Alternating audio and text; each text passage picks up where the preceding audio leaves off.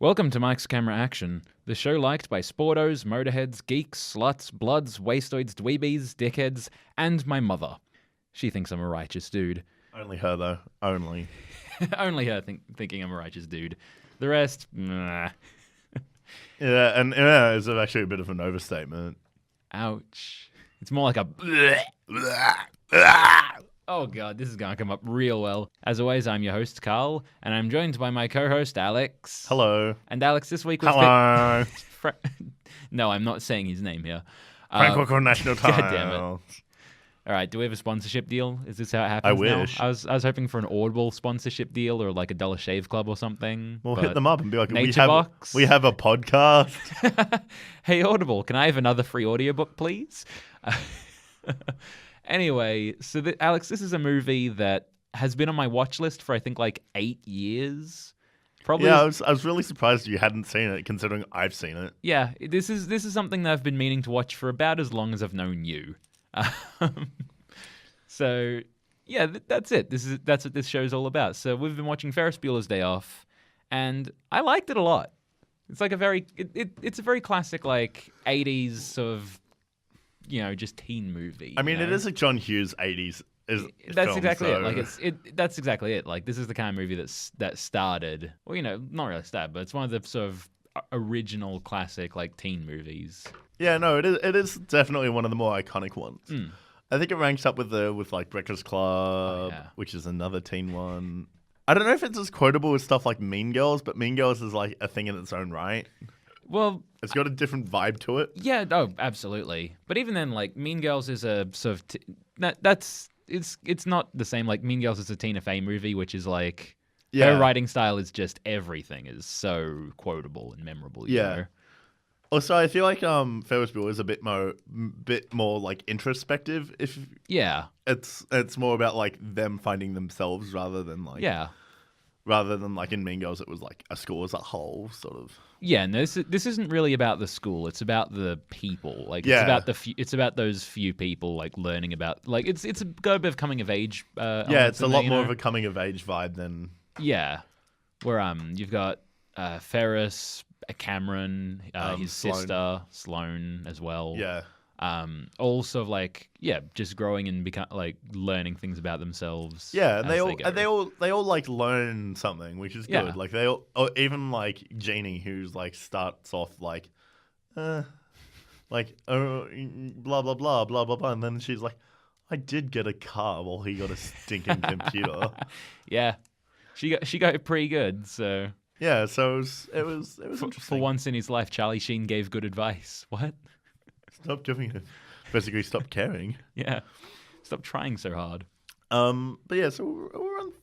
I've always liked like the sheer impracticality of this. Yeah. Like the fact that it went from the fact that they go from like, oh, he's really sick, someone's sort of throwing up in a car park. Yeah.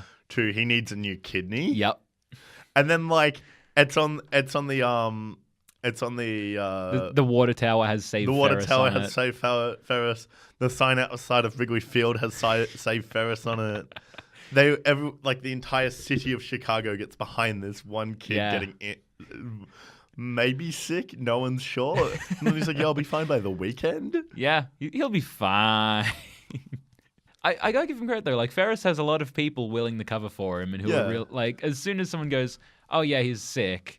And then immediately someone goes, "Oh yeah, I saw him like passing out over the weekend, like at this place." It was my friend's cousin's brother's. Yeah, like this massive trail of people just like, that person saw him like throwing up, and it's like, okay, fair enough. Yeah, it's like all right. It's like, oh, I hope he's okay. And then he calls the school, or like it's cold because there's payphones in the school. We gotta talk about the principal immediately, Rooney. Yeah, who's just he puts so much work into busting Ferris. And it's too much.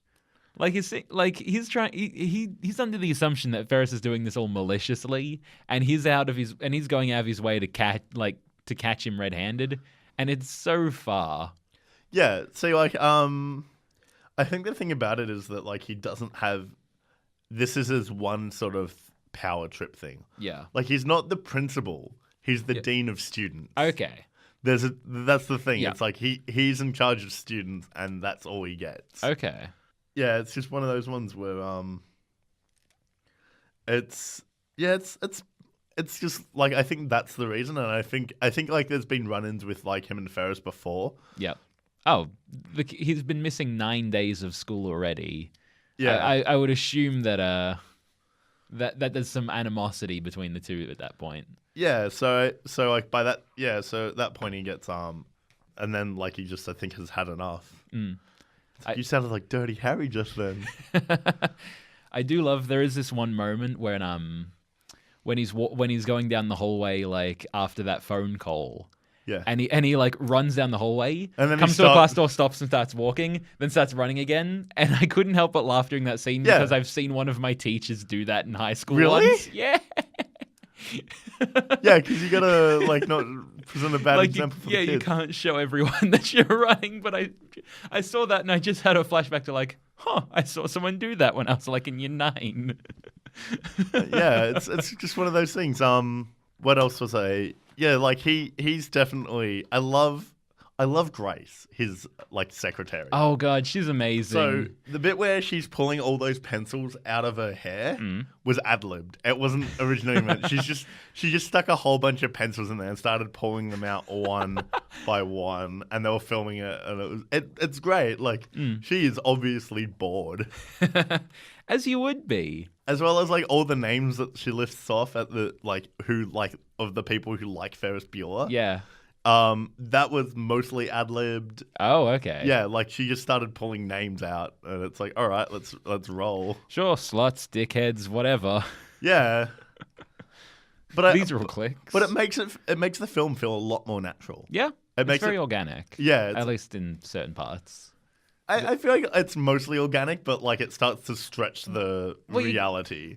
There's like the organic stuff, and then there's like Ferris Bueller being like a young Frank Underwood, where he just starts monologuing to the camera about like, about Cameron's upbringing, It's this, like that, and the other. how to avoid ending in a doctor's office.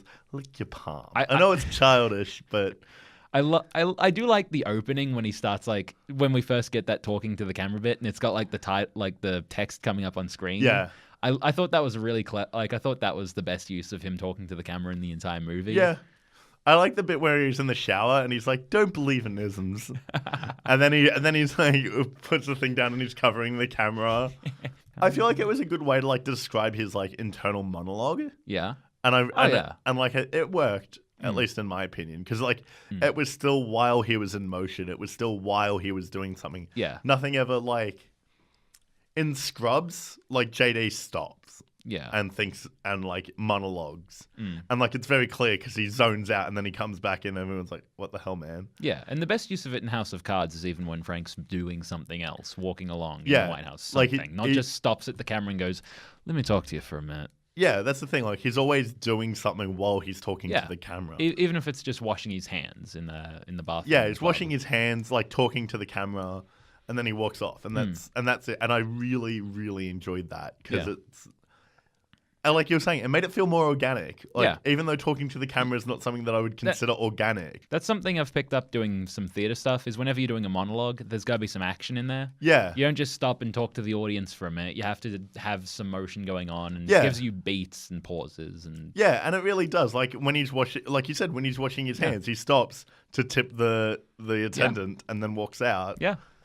Who you would think is hearing all the monologue, but nah, it's all up here apparently. Yeah, like it's just really an internal monologue. But yeah, I really do think this film like feels very. I don't want to say like it's organic, but not natural. Okay. Like there's definitely No, there's some like really the bit where he hacks into like the school computers. yeah. That's a bit of a stretch. The parade bit was Yeah. a stretch. The parade comes out like really out left field, where it's just like, how is Ferris now on the parade, and how is he on the float?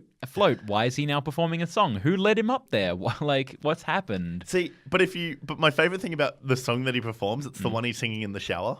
Oh, really? Yeah. I didn't pick up on that detail. Yeah, no, it took me a couple of watches to pick up on it, but he actually sings the song in the shower. Huh. He's like, I recall Central Park in fall. And he's like singing into the shower head. Yeah. And then he comes back and he's singing it on the parade float. Okay, that's really cool. Yeah, like it was actually, I felt a really interesting, like, sort of tie-in together. I think also in the police station when his sister's walking out, she starts singing the same song. Yeah. Yeah, so it does come up a few times. Yeah, Okay. it's one of those songs that does actually keep reappearing, I felt, which worked into making the film seem more organic. Yeah, you got to have those motifs. Yeah, it's like but like it's not like forced in there. Like, oh, I learnt this song. No, he's just singing it in the shower because he wants to. I wish I wrote down what model Cameron's dad's car is. The Ferrari. The Ferrari, yeah. Yeah, because it's such a beautiful car. And, Yeah. and there's a moment in there where I was like, oh, it's not coming back. It's like really early on, I was like, there's no way. There's no way they're going to return this car to his dad in the same condition they left it in. It's just impossible the moment they leave for that to happen. Yeah, they made like 5 different versions of that car. Really? Yeah. What, for the movie? Yep. Really? What for? To crash it. Oh, okay. Like the one that was actually driving around was the legitimate Ferrari, but Yeah. they made like a few like just fiberglass bodies Okay. to total. Yeah. Well, you'd have to because there's no way you want to trash the original 1961 Ferrari 250 GT. 250 GT. Okay. Oh, but look at it. It's gorgeous. It's a piece of really pretty beauty. vehicle. And there's just like, they hand it to the shadiest guy at the garage. Like immediately. Like Ferris said, and the fact that I think Ferris handing that guy a $5 makes it worse. Somehow. Yeah. Like just, I mean, like, first off, the guy is shady as fuck, and he gets even worse when Ferris just says, hey, take extra special care of it, because immediately he starts joyriding it. Yeah, it was good. And then the guy's doing and then the guy takes out for a joyride with his friend, and then we cut back to them and they're doing complete jumps in the car, like all wheels off the ground. Yeah, it was so good. I think at like 5 points in the movie, I wrote down in my notes, that poor Ferrari. Yeah. Yeah, it was. Yeah, they gave us. There were like 3 cars for the movie. Okay. They did bring in a real 250 GT for the close-up shots. Oh yeah. It's gotta be legit. So apparently so the ones that they drive were actually replicas, and apparently one of them isn't automatic because Matthew Broderick couldn't drive manual. Wow, I have something in common with Matthew Broderick. Who knew? Yeah, yeah, the cars were actually a real pain. Oh, vehicle wrangling's always difficult in movies. No, as in like it didn't work because they were replicas. It was like a bit dodge. Oh, okay. Even then, like it's an old car. Yeah. Sometimes you tend to have trouble with that, but the fact that they weren't driving them around though, so they probably did. That's the thing. If you're doing replicas of a nice car, you probably want to just make it for as cheaply as possible. Yeah, that's why they were unreliable. Yeah, because so it wasn't the age. trash. It was because it was. Yeah. It's just a go-kart engine underneath. Yeah, probably or something like it. Yeah, no, but the car, fantastic. It's like, why don't you pick them up in my car? No one will drive that piece of shit. It's like, well, how dare you call it a piece of shit? It is a piece of shit. I envy your thing. I don't have a piece of shit myself, so I have to envy yours. I have to envy your piece of shit car. Yeah, and it's like that sort of stuff that feels so natural. And I just love it. I love this film for it. It's just so organic. So like all the characters work off each other. There's some great lines in there. One of my favorites was when Sloane's coming out with Rooney and he's trying to console her about her dead grandma. And at one point he's just like, I had a grandma once. 2 actually. It's just like there's nothing he can say to fix it. Yeah, He doesn't know what he's doing. Still do, actually. Yeah, still do. Still alive. My favorite bit also is that like when she comes down and she doesn't just kiss Ferris lightly. No, she Frenches him in front of Rooney. Yeah, and Rooney's like, isn't that kind of family? It's that kind of family. Like he's got nothing to make of it. Yeah. It's like, I'll just go then. My favorite thing though is that when Matthew Broderick Ferris asks Sloane to marry him, Yeah. and it's like, yeah, I know you'll be the only like senior with a husband, but what, Bruh, way too soon. bro? Dude. But also like when they're talking about what Ferris Bueller is going to end up doing, and Cameron's just like, he's going to be a fry cook.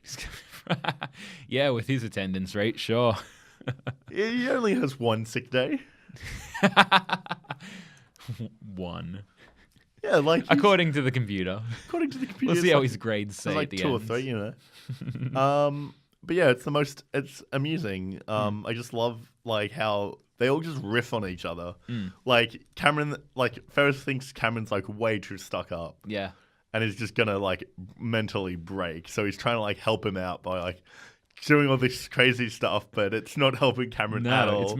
Did you notice the Ferrari's license plate is nervous? Yeah. Yeah. I thought that was pretty interesting. Like, Yeah. Okay, because he's terrified of it right now. It's like about his dad and the retainer, and he was like, it was like a piece of shit. It's like a plastic. shit piece of plastic. He loves he loves the car. He hates his wife. Yeah. He sounds like he's a terrible father. Oh, like his whole family is, you know, kind of messed up. Like there's references to the mother's like alcohol, like alcoholism or something. Yeah. It's like, is your mother in a room? And it's like, no, she's somewhere else. It's like, ooh. But yeah, I just contrast that with Ferris's amazing, lovely parents. Who were like, he's trying to get better. I think we'll get him a car. Yeah, like that's sort of like. Well, I think the whole thing was that she was always trying to use that bonus to buy Ferris a car. Yeah, that was exactly it. It was like they felt bad because they didn't buy him a car in the first place.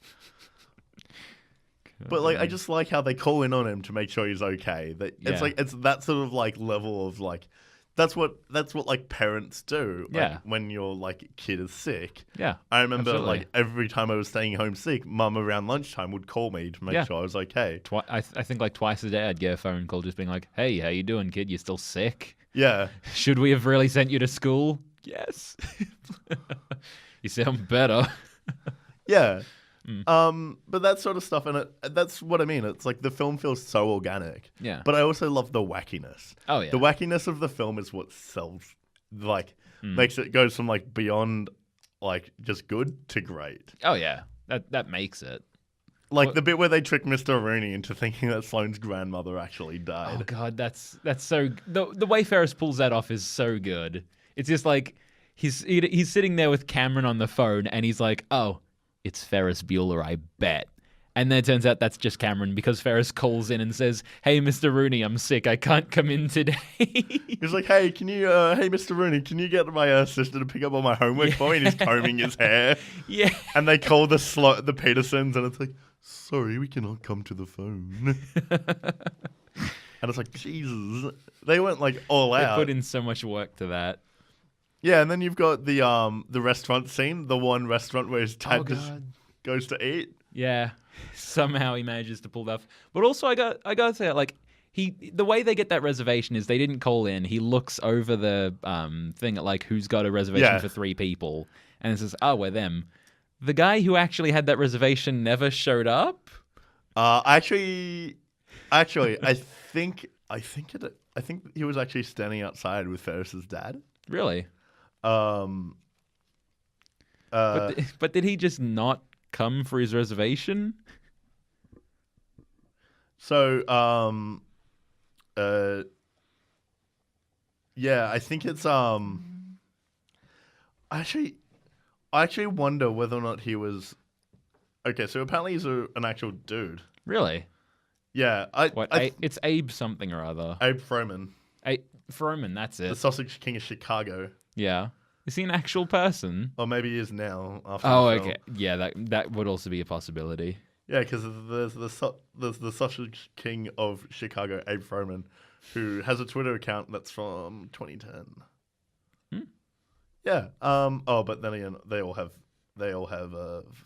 Twitter accounts these days. That's true.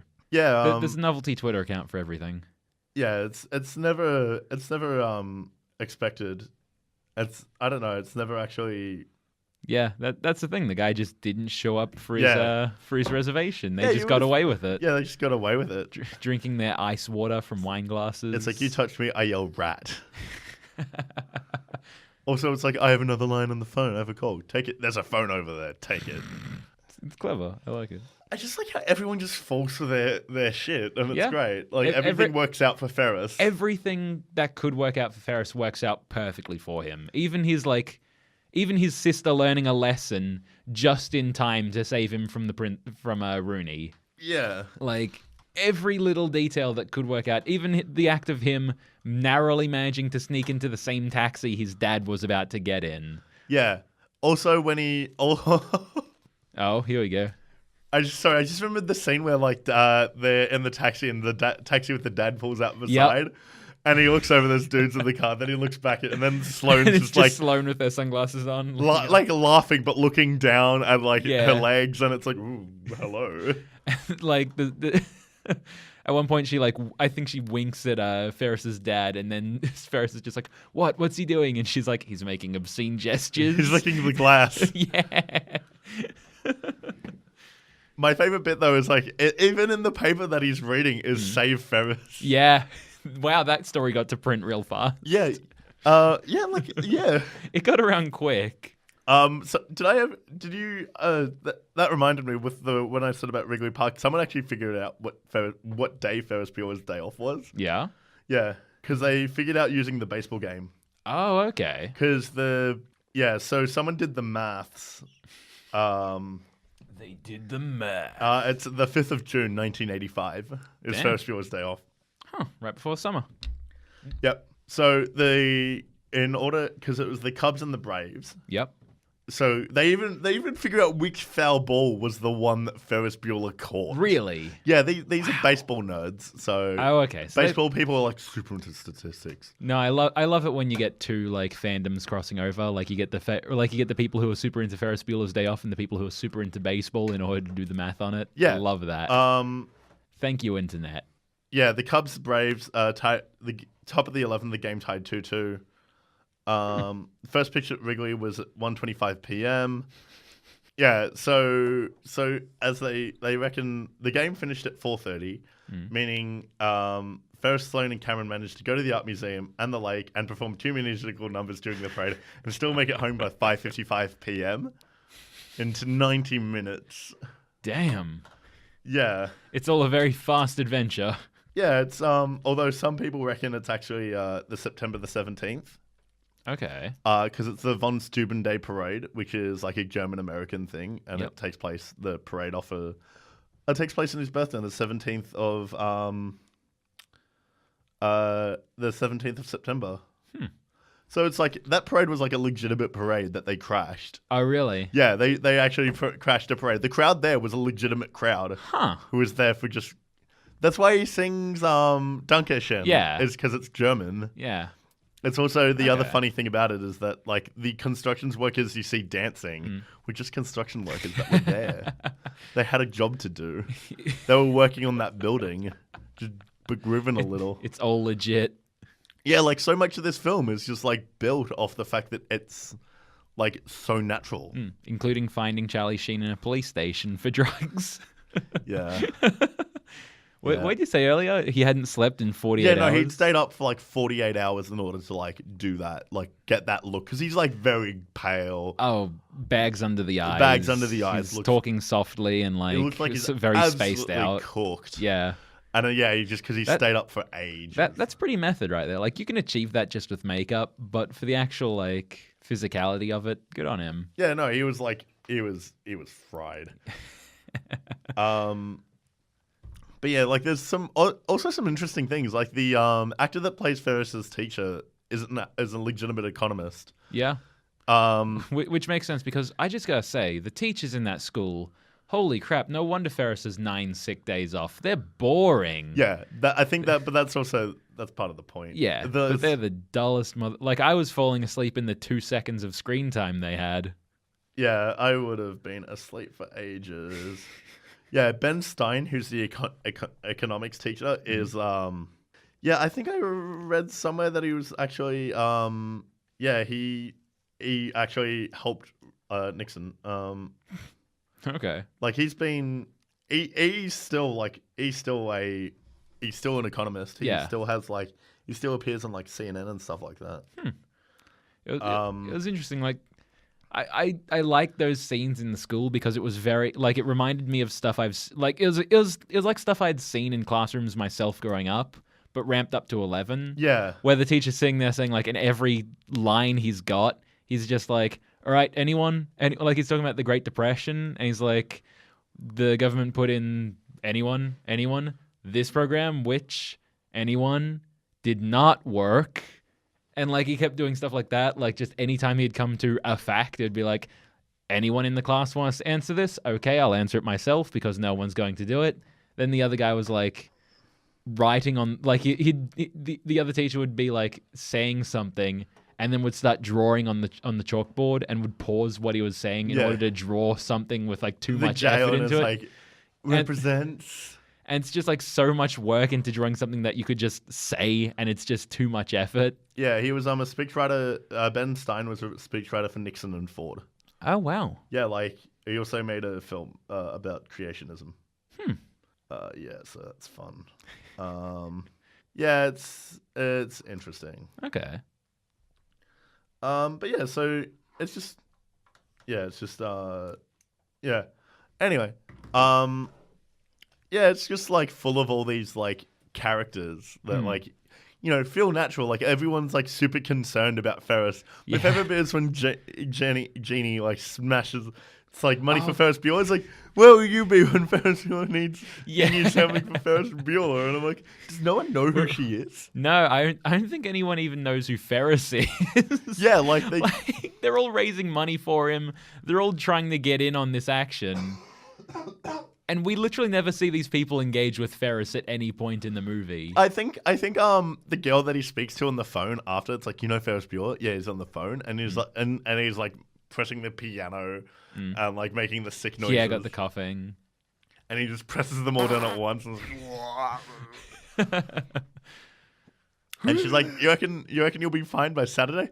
Yeah, I'll see you there. And then hangs up and it's like, what? Yeah, I'll be fine. No worries. Yeah, I'll be at your pay. Easy. It's like, oh, he needs a new kidney. No, it'll be fine. He'll be fine. He'll get over it. I'll feel better tomorrow. They'll give me a kidney transplant right now, and I'll feel all better. Yeah, that's totally how it works. You get the transplant, and then you're good. Yeah, no, it's just one of those bizarre things, and that's what like makes the film like one of the classics. Is just how willing everyone is able to accept this. Yeah. Except Mr. Rooney, like all the kids and like other adults mean well. Mr. Rooney's just the weird dude. There's a moment there where I was like, okay, he's cracking, which is when he's at Ferris's house trying to break in. Yeah. And he's like climbing on this pipe in their like garden, trying to like peer in through the window. At one point, his foot falls into the mud and sinks through, and he just curses, "Ferris!" And it's like, dude, you're trying to break into his house. He's doing nothing to you. Yeah. You can't blame him for the fact that his garden is muddy. Yeah. You know? I just thought about well wishers and the nurse. Yeah. Oh God, the nurse. It's like this nurse in like this one of the skimpiest outfits, and it's like, with I the whole heard chorus. you were feeling ill, headaches, fever, and a chill. I'm here to restore your pluck because I'm the nurse that loves to. And the door slams. Yeah. Like Jeannie has had enough of everyone like trying to save Ferris. Yeah. Because she knows. No one believes yeah. her, but she knows. Yeah. She's the only person who sees through it. Like she sees through it, but then like just accepts that like, you know, this is who Ferris is. Like, yeah. He is like a being of chaos. An agent of change. Yeah, like it's all he does is he causes chaos around him. Like he ended up being responsible for the crash of Cameron's dad's car. Totally destroys it. You know, Cameron tries to drown himself and they were just chilling in a hot tub. Man, Cameron is so uptight. Well, you can see where it comes from, Yeah, though. but like you also see the changes, like when he's at the art gallery and you've got like that moment where like he's looking at that It's that really famous painting, and I always Yeah. forget what it's called, but it uses pointillism, Yep. where like you use the dots to make different to form the painting. I love that it's doing like the match cut from him to the painting, back to him, back to the painting. But Yeah. every time it's getting closer and closer to the point where you can't even tell what it is anymore. It's just like a green like blur of paint. Yeah, it's just dots on Yeah. a thing, and you're like, what? Like I love that it gets so like it's super extreme close up on him, and then it goes to extreme close up, and it's just like this is just canvas. Like, But I feel like he really like that was like the moment where like Cameron sort of like changed, yeah, for lack of a better word. It was like he started like, and this is what I mean about the film being introspective. Yeah. Is that like it's not like about relationships with others; it's about relationship with yourself. yeah. And I feel like that was done really well. Mm. My other favorite bit is when they're like all holding hands at the teacher.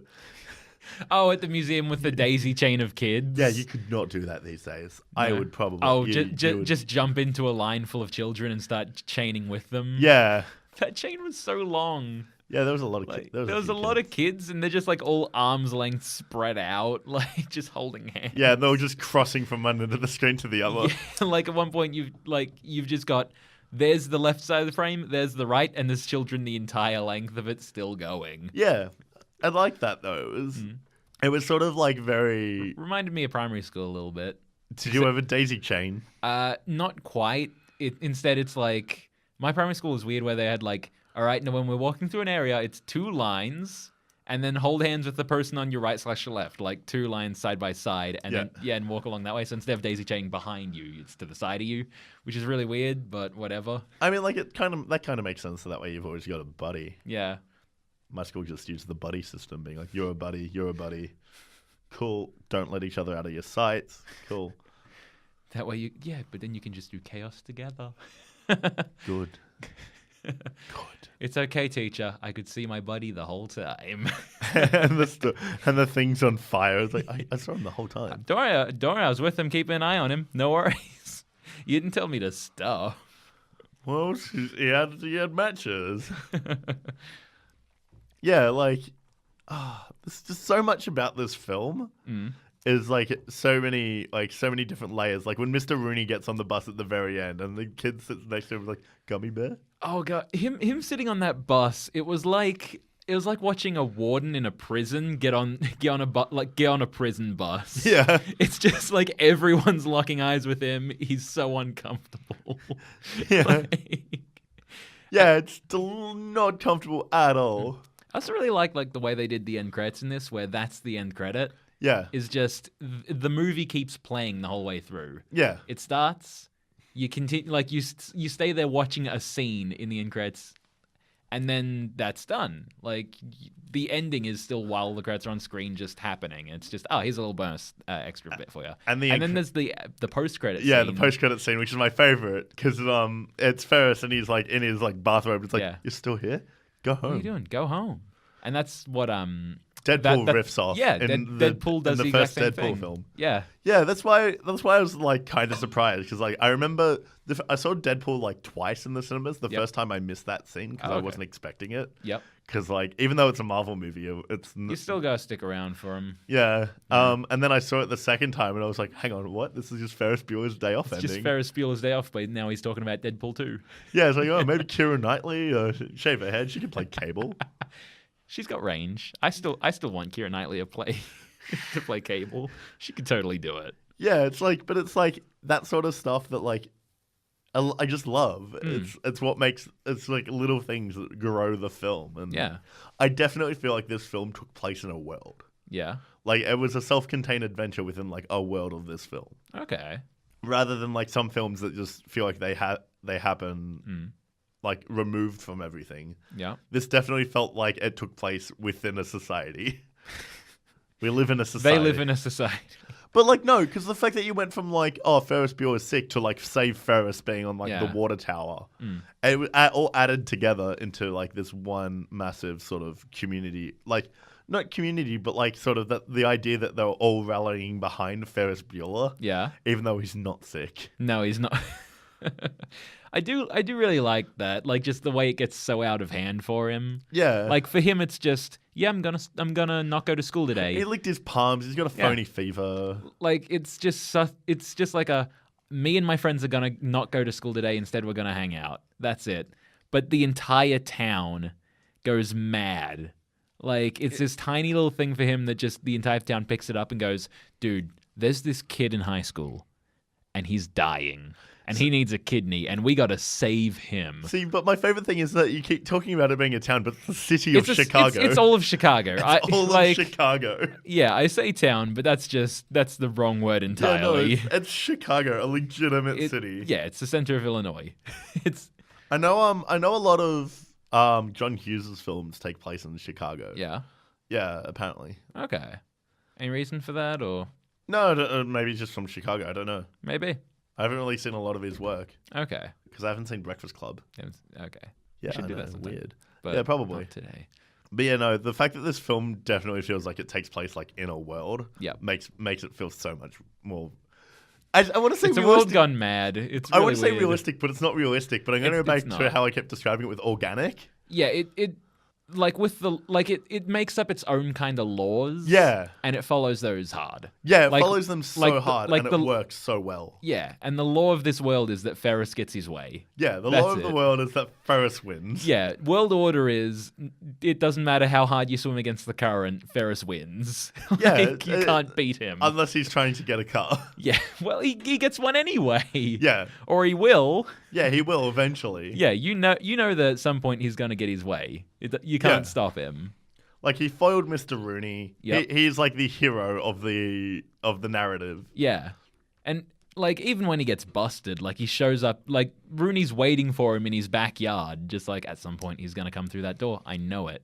Yeah, my favorite thing though is that he comes in and he runs into Rooney. Yeah, but Rooney like grabs him right there, and Jeannie also opens the door and says, "Oh, thank you for driving Ferris back home from the hospital. I'd hate to see a sick person walk home." And then immediately she's like, "Oh, by the way, I found your wallet in the kitchen." Yeah. Like, oh, and then fuck. She just yeets. We couldn't make it through an episode without you saying yeets it. She just throws it to the dog. Yeah. And then it's like, oh no. That fucking dog. It's terrifying. Yeah. It's like, catch. Like, he just gets dunked on hard. He just has the worst day of it. Yeah. Like, everything that can go wrong goes so wrong for him.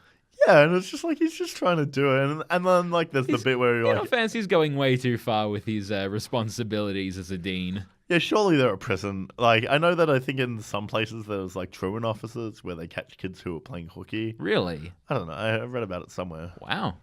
Yeah, like, it's to make sure that kids are in school. Yeah. It's Principal... just going, like, to the lengths of, like, Principal Skinner in that one episode of The Simpsons. Yeah, it's that one episode of The Simpsons. Like, am I out of touch? No, it's the kids who are wrong. Yeah, there's actually... Yeah, there are people in some places who are legitimately hired to... keep kids in school. Eric called in sick today. Go find out where he is. Track down that child. Yeah, it's interesting. Yeah, That's also terrifying. I would hate to have that in my upbringing. Just be like, yeah, I can't come into school today, and then someone fucking like some private investigator rolls around my house, being like, "All right, pal, let's see that more to cough." just find like if kids are like hanging about somewhere, they like want you in school. Yeah, like which no one really cares about here. No, you don't really get that. At least not in Melbourne. No. The amount of kids I see in the city just alone. Yeah, just anywhere you go, it's just like, oh, you're in a school uniform right now. Why aren't you at school? Yeah, why are you not at school? There's no field trip here. I don't see anyone else by you. Why are you here? Well, I mean, I had an unsupervised excursion once, so maybe they're doing that. Huh. Yeah, but to a shopping mall, Alex. What? But to a shop, like to a shopping mall, like to a shopping center. I've seen a few around like shopping centers before, and it's like, nah, this kid shouldn't be here. No, there's no way you're on an unsupervised field trip to to an EB Games. No, I did have once an excursion to a shopping center. Sure, we'll go into the cinema, and then I don't know. Okay, fair enough. Something. It was in the shopping center. Fair Unless enough. It was in the shopping center. But yeah, that describes my day off. Wow, yours is so much less cool than Ferris Bueller. I know, right? You didn't even destroy a car. See, but like you couldn't do Ferris Bueller's Day Off on today. No. Like everyone's got a camera. Yeah. In their pocket. Someone will record something. Whether or not it's some dude trying to break up a fight. Yeah. You know. That's the thing. Like, eventually there'll be That Nana with her iPad filming the parade. Yeah, there'll be a viral video going up around of the parade. Like someone will post on their Snapchat or someone will post to Twitter about like this. Someone will just get a picture of the parade and it's like, oh, there he is. Ferris. No, I can imagine like in a modern day thing. Say Ferris would be a Snapchat geo filter. Sure. It's like Save Ferris. See Ferris, Chicago. I think that would be like a legitimate thing. Like it's like at the baseball game, you swipe over and it's Save Ferris because they're raising money. See, I'm trying to think of how you could do Ferris Bueller's Day Off movie to like I still think you could do it today. Yeah, you could, but it'd be a different movie. It'd get caught for sure. Yeah, you think so? Yeah. Okay. I mean, like, it depends on whether or not he goes to one of those schools that actively checks Facebook and stuff. At this point, I feel like it's only a matter of time before they all do. Yeah. Like, that's inevitable. Yeah, like, I definitely think, like, there would be a Snapchat geo filter, Save Ferris. Like, I feel like they just wouldn't, like, photograph anything or anything like that. That's how they would get around it. I mean, you'd inevitably have, like, Instagram selfies of Cameron, Ferris, and Sloane going up, wouldn't you? Yeah. Like, just them at the art gallery. Yeah, like, you'd have them over time, but, like, not all at once. Like, if Ferris was anywhere near smart. Like, Ferris live streams the entire day. See, that wouldn't shock me if there was just, like, a Periscope in, like, the modern version where they're just, like... Wouldn't use Periscope. Eh. Oh, it's still more popular than Meerkat, I suppose. Facebook Live, whatever. Like, that would be an interesting way to do it, where the movie is just, like, a Facebook, like, a found footage type movie where it's all Facebook Live of, like... I'm saying, like, that I can see that being a way you could make it. Yeah, right. Like, if you want to make it same but different. Is this another thing where we're going to make a film based off something we've rambled about during the show? Well, you're welcome to, but after you get Space Wizard sticks off the ground, Alex. All right. That's your job. After you get the zombie, the unicorn horror movie. Unicorn horror, of course. Yeah, we got to get on these. Yeah, we do have to get on these. I feel like we have to get like at least short, like rushed version of these scripts out. We should have like a thing where we put up like these scripts once a week. Yeah. You know, just have some like just to rough degrees, just have like outlines of how we would make these movies. Yeah, I feel like if we were anywhere near smart, we would have done NaNoWriMo. Oh, what now? It's where like the writing month. It's like. Oh, okay. Yeah, where like people write novels and stuff. I think it's like National Novel Writing Month or something. Okay. But it shortens down to that where like you just write a project over the month. You got to get like certain like 20,000 words or something over the month. Oh God. But these are like people who are like super invested in it. Yeah, these are people who are authors. Yeah. Or just general people who like writing. Yeah. More so than I. And me. Yeah. So that's okay. I thought some Ferris Bueller's Day Off. Yeah. Featuring Carl. What's the film for next week again? So next week we've got a guest on. We've got David coming back, who, if our fans remember, he was from I think like episode 7 when we did Lord of the Rings. Yeah. So we've got another. I believe it's another sort of less quality animated movie that you probably may never have heard of, called Tales from Earthsea. Yeah, I've not heard of that. So I've heard it's based on it, like it's similar to Lord of the Rings. It's based on a novel. And it has some shortcomings that we'll be sure to talk about, but also maybe some merits. We'll see. I'm really looking forward to actually seeing how this plays out. All right, let's see how it goes. All right, so join us next week for Tales from Earthsea.